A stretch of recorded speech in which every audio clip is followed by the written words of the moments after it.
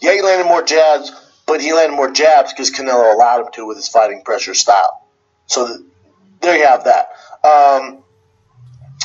I was shocked at how Canelo was able to stand his ground and walk Triple G down, eat his shots, landed great body shots.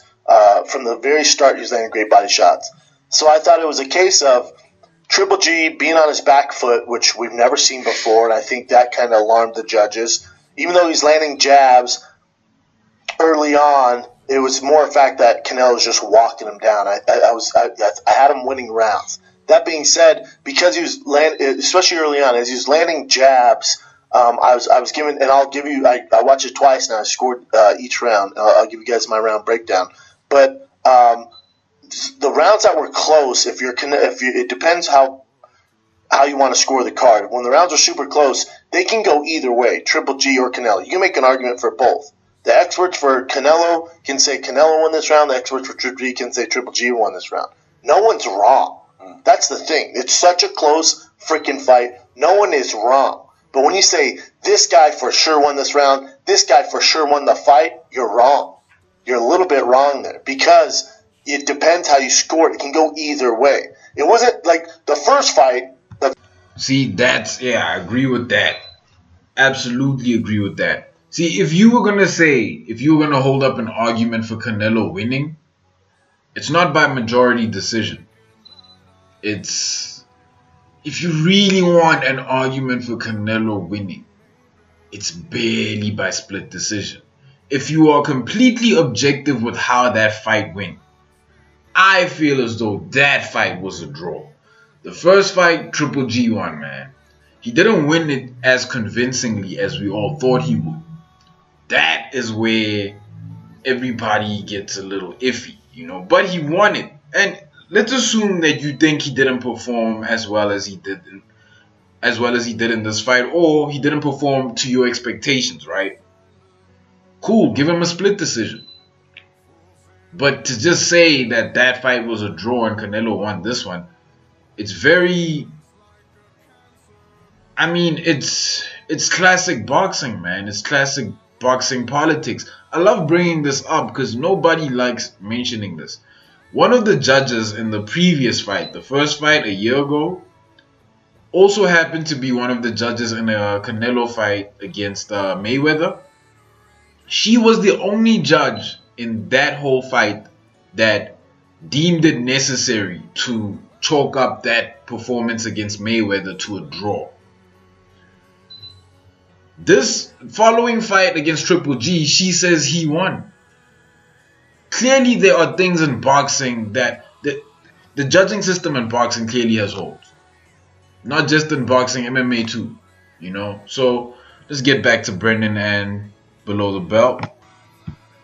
Triple G won that fight. That you have an argument there. Canelo didn't fight like himself. Canelo was on his back foot. Canelo really didn't get shots off. This fight was different.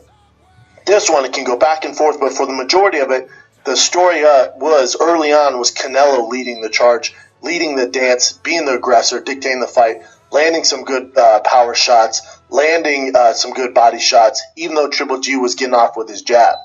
But as the fight went on, and also I thought Triple G, I doubt he prepared for that style to fight off his back foot, and kind of be the counterpuncher, which he's never done ever in his career. Fatigue started to set in. You could see how tired he was through the rounds. Where Canelo, I thought, kept going forward, didn't look as tired. That being said, who landed the more devastating shots in the fight? Who landed the shots that would actually make a difference, and who's closer to putting someone down? That'd be Triple G. As the fights went on, round 10 or 11, I'm not sure which one it is, but it looked like Triple G hurt Canelo. Not hurt to the point where Canelo was gonna fall, but Canelo seemed dazed. At no point in that fight did Triple G look like he was dazed. I will say this though. There were points in that fight, especially from round 4 to round 7, where Triple G looked exhausted. He looked like people who train, people who just start working out, go straight into cardio and run, But it's the first day of the running. He looked it didn't look like a fighter who came from Big Bay, you know. So it sort of questions the strategy of that whole train at altitude, sleep at sea level, whatever the combination is for great cardio. That I will admit to.